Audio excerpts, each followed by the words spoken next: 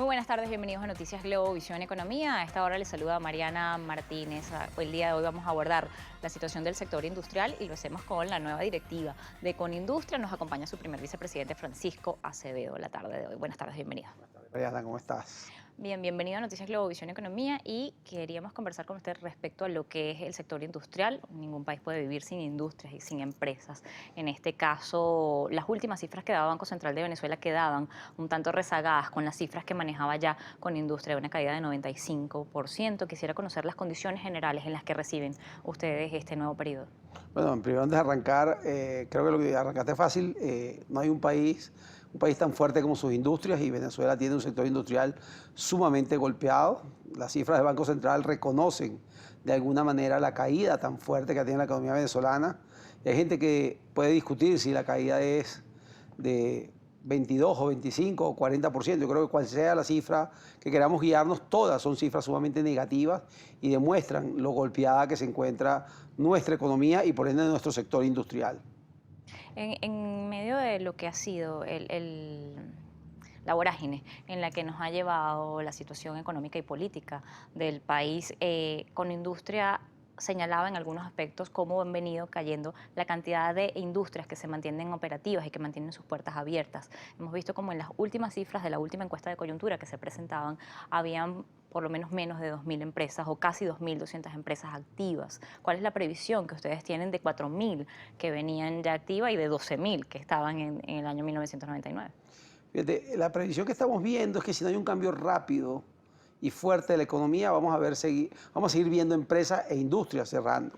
Es muy difícil para el sector industrial mantenerse vivo con niveles de producción del 15%, del 10%, del 12%, hasta del 5% en algunos casos, sobre todo por la subida tan fuerte que ha habido en la estructura de costos de hace unos meses para acá, donde hemos visto una hiperinflación que nos ha devorado a todos los venezolanos nuestro poder adquisitivo y a las industrias de igual manera les ha devorado su estructura de costos. Entonces tenemos un sector industrial sumamente débil que además por primera vez yo siento que está perdiendo la esperanza. En nuestra última encuesta de coyuntura vemos como la gente, casi el 80 y pico de las empresas dice que le va mal, pero normalmente estas encuestas siempre decíamos nos va mal, pero tenemos esperanza que nos puede ir bien al futuro. En la última encuesta, más del 50% de las empresas dicen es que me va a seguir yendo mal. Y cuando se pierde la esperanza, se pierde las ganas de seguir adelante, pues las consecuencias serán más empresas cerrando, más empresas tomando la decisión de abandonar el país. La primera empresa que abandonó el país hace ya 3 o 4 años nos sorprendió, nos parecía algo loco, alguien que se fue y dejó su empresa ahí abandonada. Eso para un industrial es algo casi imposible de creer.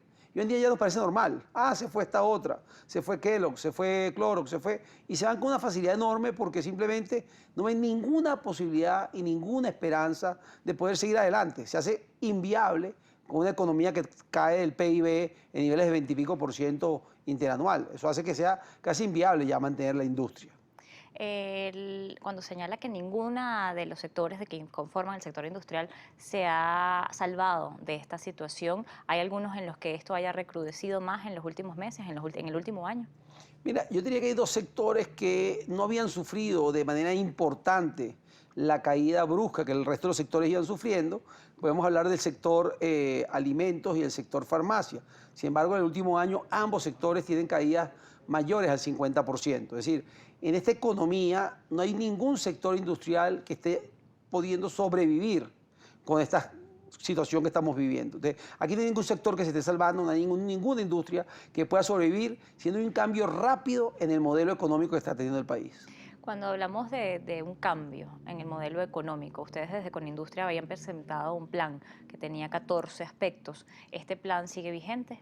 Sí, nosotros en Conindustria tenemos elaborado lo que llamamos la ruta de industrialización de Venezuela, donde hay toda una cantidad de políticas públicas que nos van a llevar a construir un sector industrial sólido y fuerte de cara al futuro. Ahora, ese plan no es posible llevarlo a cabo sin unas políticas macroeconómicas que lo acompañen, y esas políticas macroeconómicas son responsabilidad del gobierno.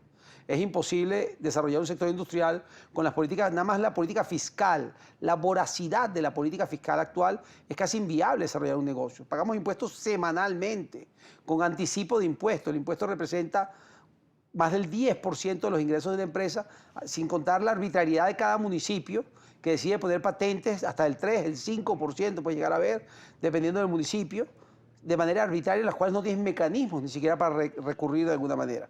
Entonces, con este modelo, pues, ¿cómo desarrollamos industria? ¿Cómo desarrollamos industria con una legislación laboral que no permite la contratación de personal y que mantiene los salarios a niveles de 4 o 5 dólares a nivel internacional, un salario mínimo?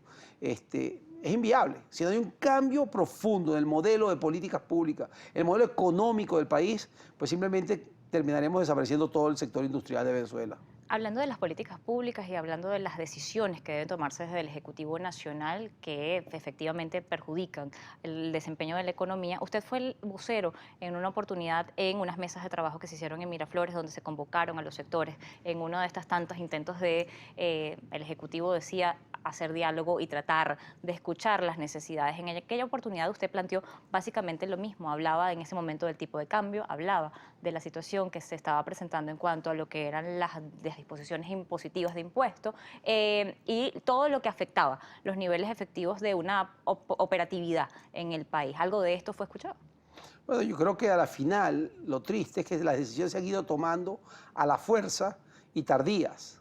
Pues si se hubieran tomado estas mismas decisiones de tratar de crear un sistema cambiario libre, que no lo han podido crear porque ya el sistema no lo permite, porque porque el Banco Central no tiene la capacidad económica de crearlo. Si lo hubiéramos hecho hace 3 años, posiblemente hoy estuviéramos viendo un resultado diferente. Si hace 3 años hubiéramos entendido que la liberación de precios lo único que iba a dar como resultado era la abundancia de productos, tal vez hubiéramos tenido el mismo resultado que vemos hoy en día, ya los automercados llenos. Pero la diferencia es que si lo hubiéramos hecho a tiempo, hubiéramos tenido automercados llenos y personas con poder adquisitivo para comprar los productos. Hoy en día todos los venezolanos dicen, ahora hay de todo, pero no tengo con qué pagarlo. Y de todo no producido en el país. Ese es otro segundo problema. Todo lo que estamos viendo son productos importados, que además ahora hay un nuevo error del gobierno en su política económica, y es que ha decidido crear el anclaje bancario al 100% para frenar el tipo de cambio. Y lo que está haciendo es que los productos nacionales sean muchísimo más costosos que los productos importados. Entonces tú me dirás ahora una industria al 10% de su capacidad, que además tiene un problema de sobrevaloración de la moneda, ¿cómo vamos a hacer para sobrevivir en este entorno? En medio de esto, quisiera consultarle al regreso de la pausa específicamente esto, cómo hace un sector industrial para operar sin crédito, sin financiamiento, sin políticas públicas coherentes y sin estabilidad jurídica. Me lo respondo al regreso de la pausa, ya volvemos.